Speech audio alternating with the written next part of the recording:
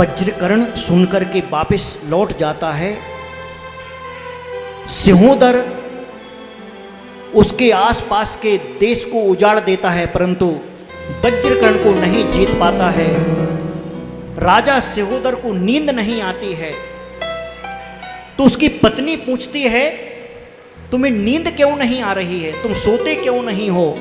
तो राजा कहता है, मेरा चित्त व्याकुल है, और व्याकुलता जब होती है तो नींद नहीं आती है।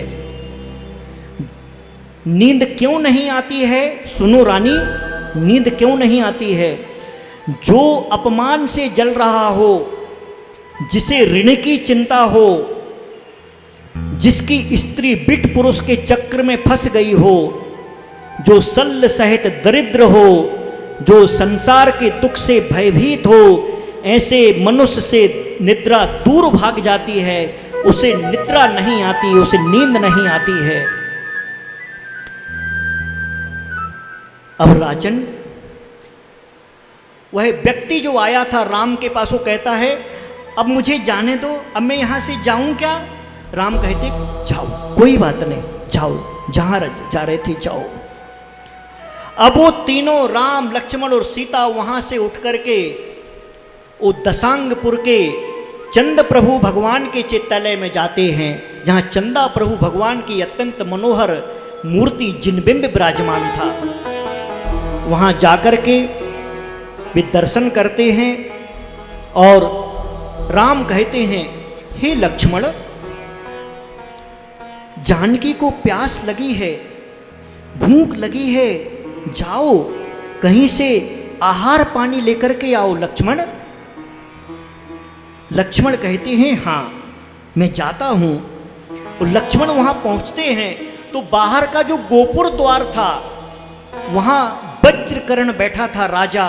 वो पूछता है, सुनो सुनो सुनो, रुको भाई, तुम कौन हो, कहां से आए हो, यहां तुम्हें क्या काम है? लक्ष्मण अपना परिचय देता है। राजा वज्रकर्ण उससे प्रसन्न होता है और कहता है, आओ भोजन को ग्रहण करो। लक्ष्मण कहता है, नहीं राजन, हमारे अग्रज, हमारे बड़े भाई और हमारी भाभी चंद्र प्रभु जिनालय में बैठे हुए हैं, हम यहाँ से भोजन लेके जाएंगे और वहीं पर लेके जाएंगे, उनको भोजन कराएंगे। राजा कहता, वज्रकर्ण कहता है, सेवको, जो भोजन और जो पेय पदार्थ मेरे लिए बनाए गए हैं, इनके लिए दिए जाएं। और वह आतिथ्य को स्वीकार करके लक्ष्मण अपने साथ में भोजन और पेय पदार्थ को लेके जाता है। और जब वो सभी व्यंजन भोजन करते हैं तो राम कहते संतुष्ट होकर के, अरे लक्ष्मण, यह जिसने भी तुम्हारा सत्कार किया है, ऐसा भोजन तो अपने जमाई को भी नहीं खिलाया जाता।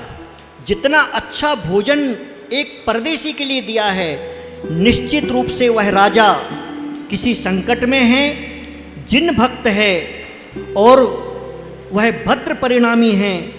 यदि शत्रु से घिरा है तो जाओ लक्ष्मण, इसे शत्रु से मुक्त करो। इसे कहते हैं राम।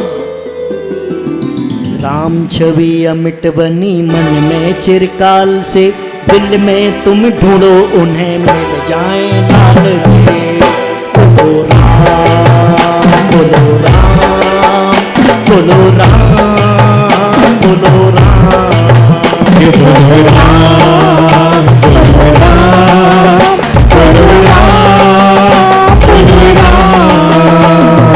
राम छवि अमिट बनी मैं चिरकाल से, दिल में तुम ढूंढो मिल जाए लाल से।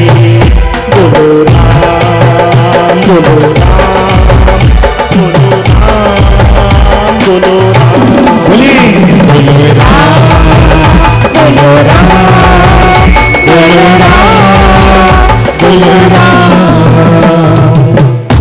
लक्ष्मण के लिए राम के वचन ब्रह्म वाक्य थे। लक्ष्मण ने सिर झुका के कहा, भाई जैसी आपकी आज्ञा।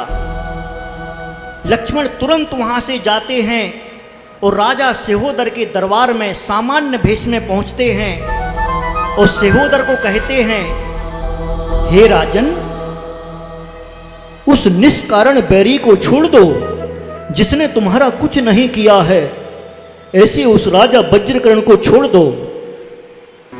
सिहोदर कहता है, तुम कौन हो, कहां से आए हो?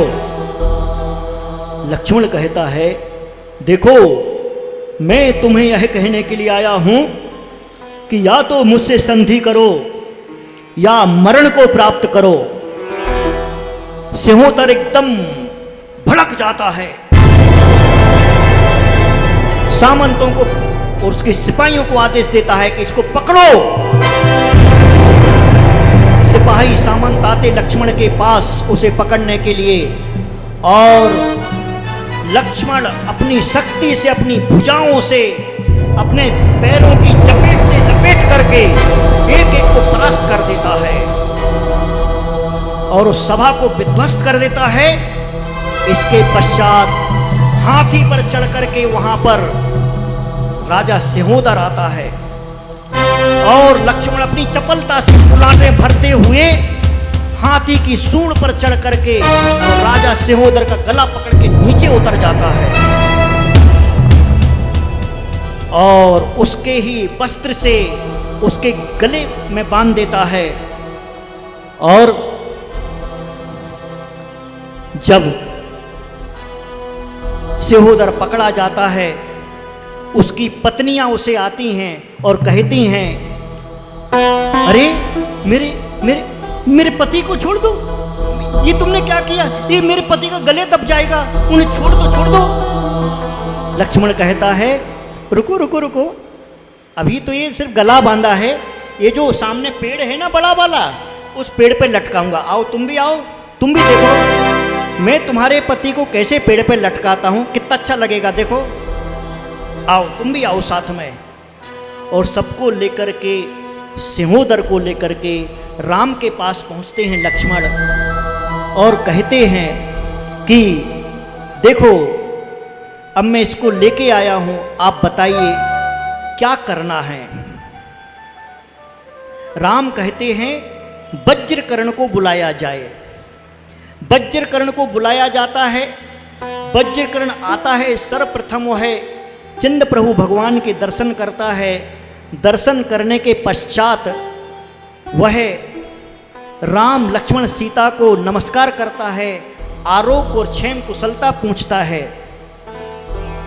तब राम कहते हैं क्या करना है, यह शत्रु तुम्हारे सामने है। वज्रकर्ण हाथ जोड़ करके कहता है कुछ नहीं, मेरे स्वामी को मुक्त कर दिया जाए। जिसने अपकार किया है उसके प्रति भी उपकार की बुद्धि होना ये सिर्फ सज्जन व्यक्ति कर सकता है। और एवं अस्तु कहे दोनों का हाथ मिला करके उनकी मित्रता करा दी जाती है। वज्रकर्ण और सिहोदर की 300 कन्याएं लक्ष्मण को प्राप्त होती हैं, लक्ष्मण को दे दी जाती हैं। एक वन में सरोवर के किनारे लक्ष्मण पानी लाने जाते हैं। वहाँ एक सुंदर युवराज अपना प्रेम प्रकट करता है।